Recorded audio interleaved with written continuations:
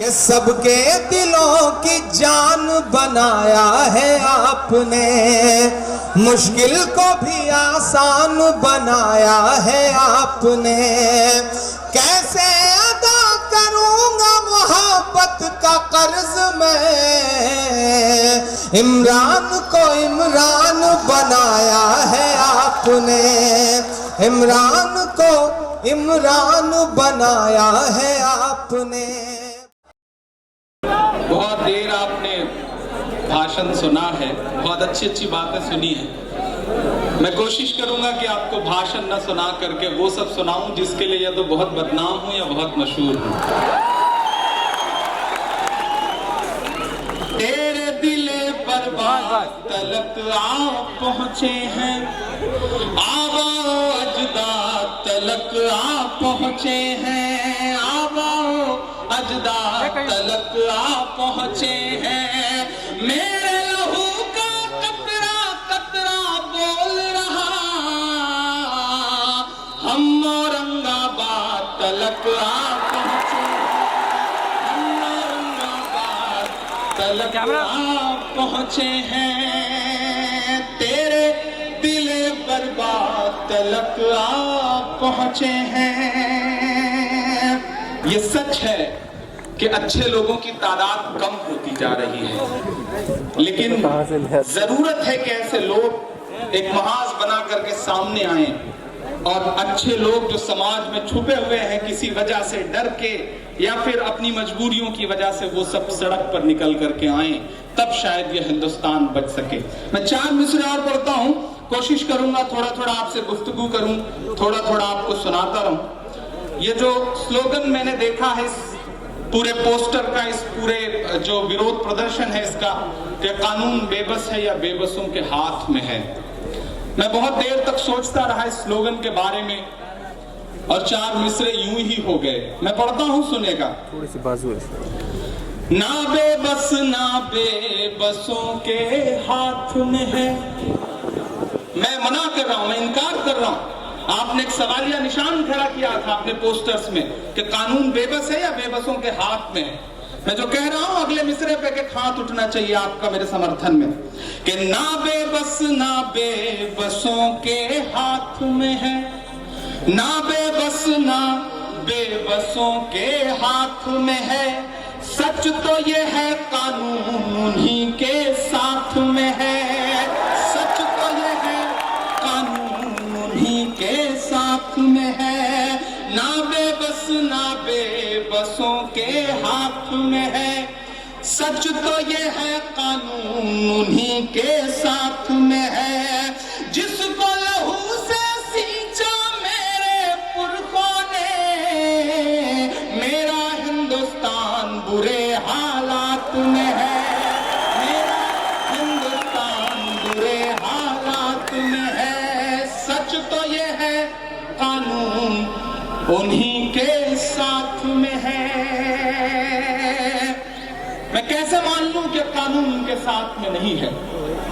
इस देश की सत्ता के शीर्ष पर बैठा हुआ शख्स, जिसे कहना चाहिए था कि अराजकता मचा रही है भीड़, लोकतंत्र का कत्ल कर रही है भीड़, अखलाक से शुरू हुआ यह सिलसिला, नईम से होता हुआ, पहलू खान से होता हुआ, जुनैद से होता हुआ, जो आज हम तक आ पहुंचा है।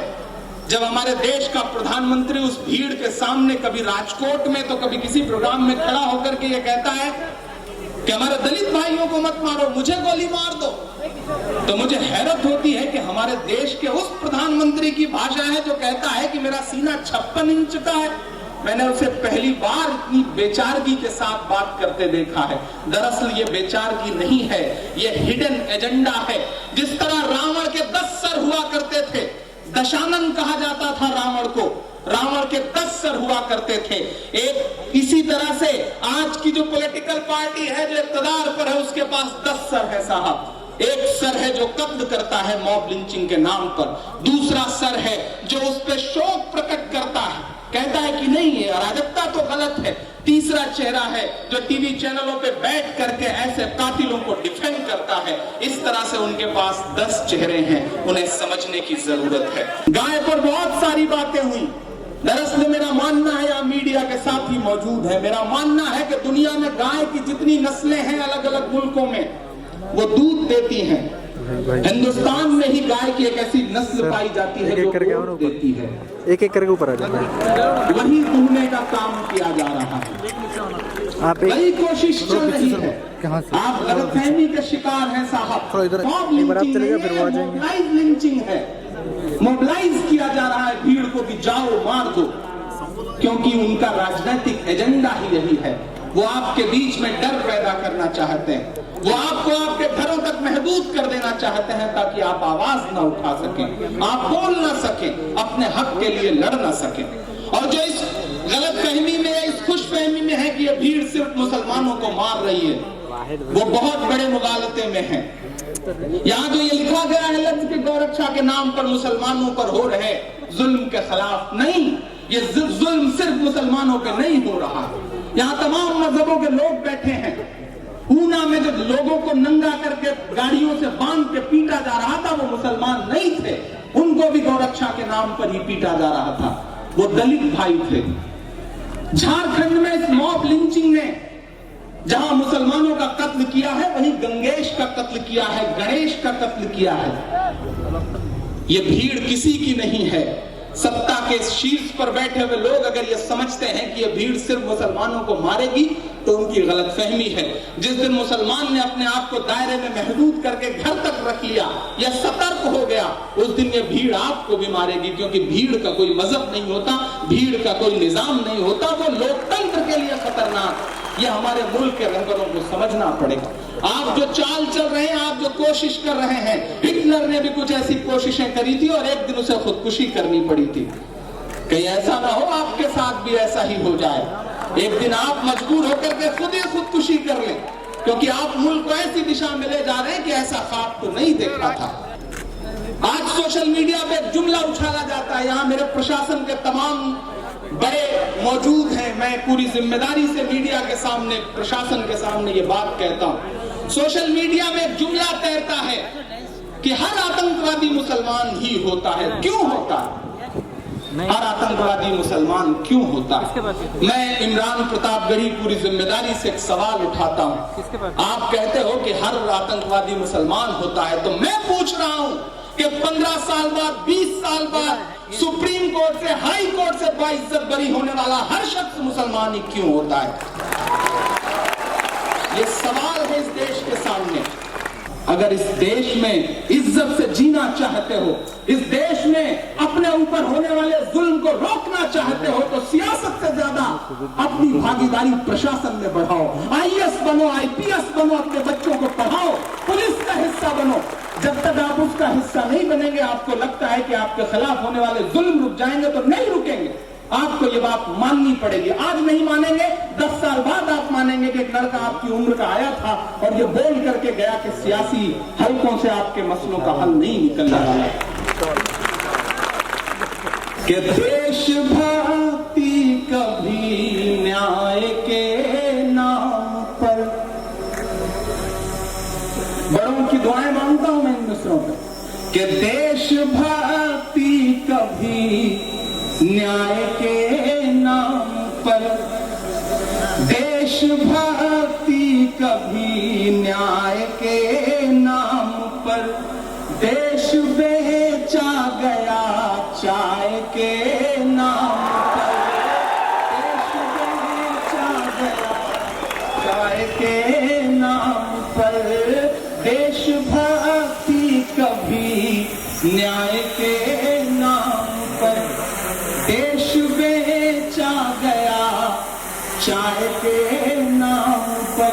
उन्होंने चाय बेची जो किसी ने पी नहीं, उन्होंने पोस्ट ग्रेजुएशन किया, उनके साथ कोई पढ़ने वाला नहीं। ये हालत होके रह गई है साहब। तब मैं मिसरे पढ़ता हूं कि देशभक्ति कभी न्याय के नाम पर, देश बेचा गया चाय के नाम पर।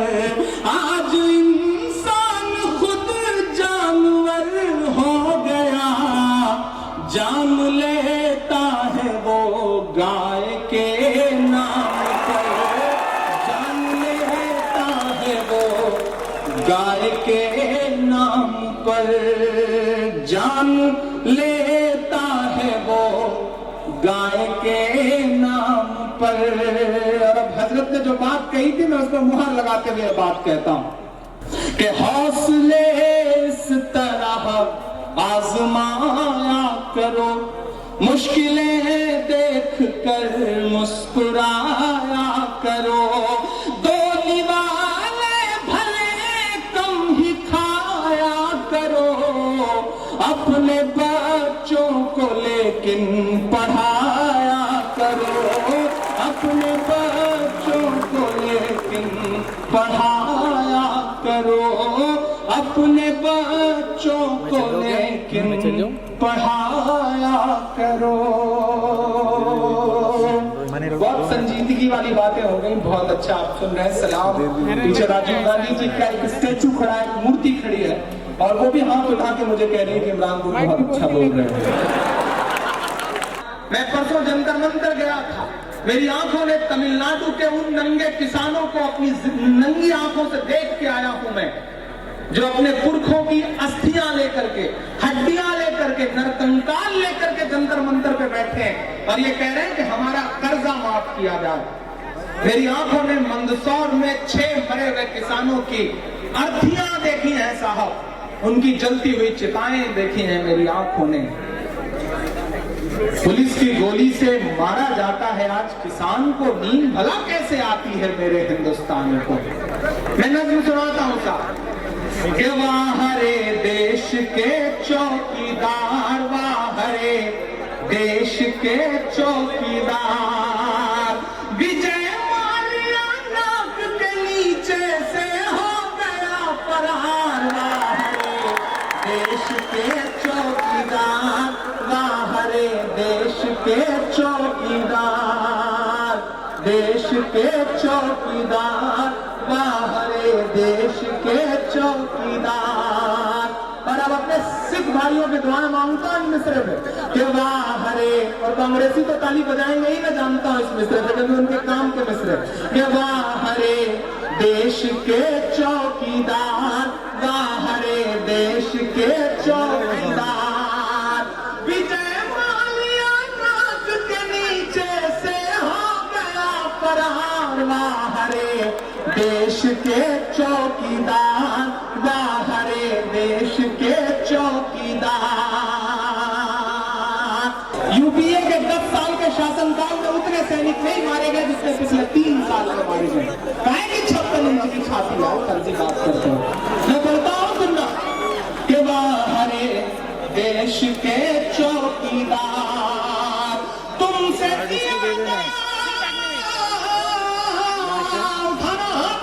समर्थन में मेरे कि तुमसे ज्यादा असरदार था, तुमसे ज्यादा असरदार था वो पिछला सरदार।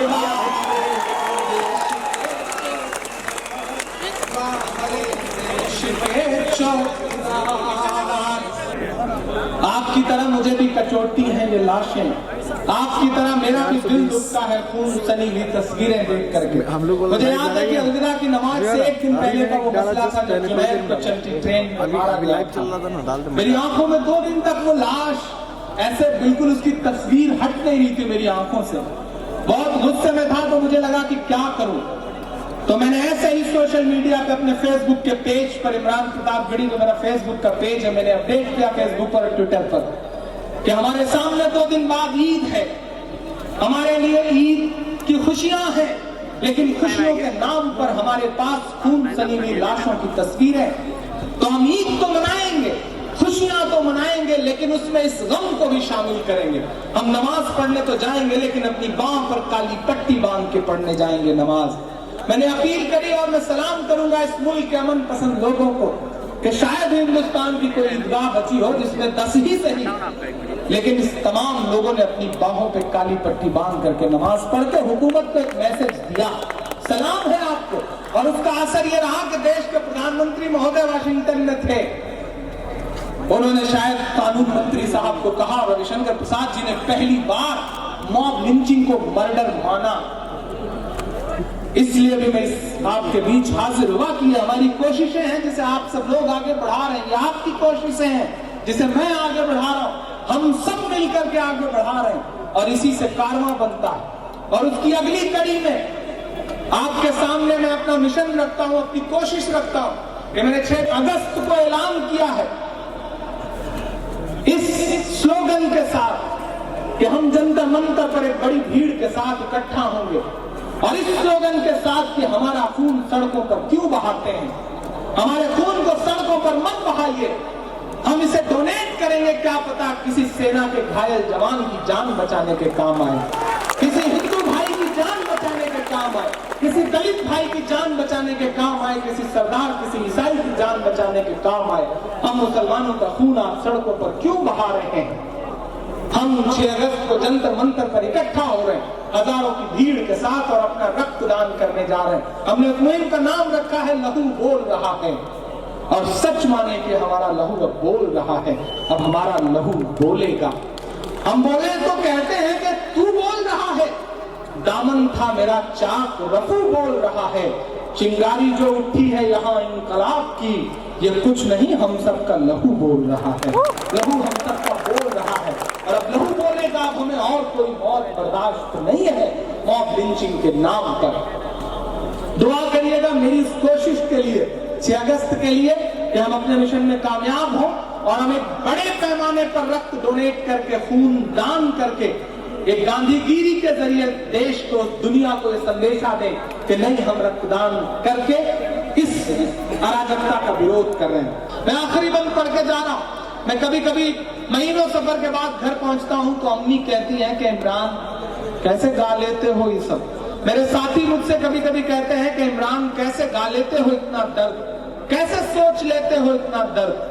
मैं बताता हूं मैं कैसे गा लेता हूं। ये मेरे वजूद के मिसरे हैं, इस नज्म से अलग भी हैं लेकिन जुड़े भी हैं। आखिरी के 4 मिसरे के चाक दामन रफू करके लिखता हूं मैं, जख्म से गुफ्तगू करके लिखता हूं मैं, चाक दामन रफू करके लिखता हूं मैं, जख्म से गुफ्तगू करके लिखता हूं मैं।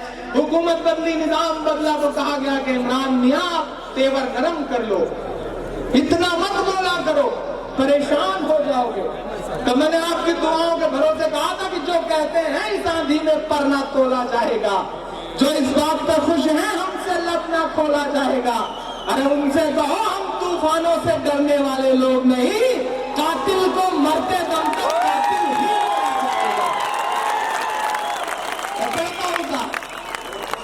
के चाक दामन रफू करके लिखता हूं मैं, जख्म से गुफ्तगू करके लिखता हूं मैं, दर्द गाने को भी हौसला चाहिए, दर्द गाने को भी हौसला चाहिए, आंसुओं से करके लिखता हूं मैं, आंसुओं से वजू करके लिखता हूं मैं। कोई बड़ी ख्वाहिश नहीं है, सिर्फ इतनी ख्वाहिश कि अपनी सांसों में आबाद रखना मुझे, अपनी सांसों में आबाद रखना मुझे, मैं रहूं ना याद रखना मुझे, याद रखना मुझे, याद रखना मुझे।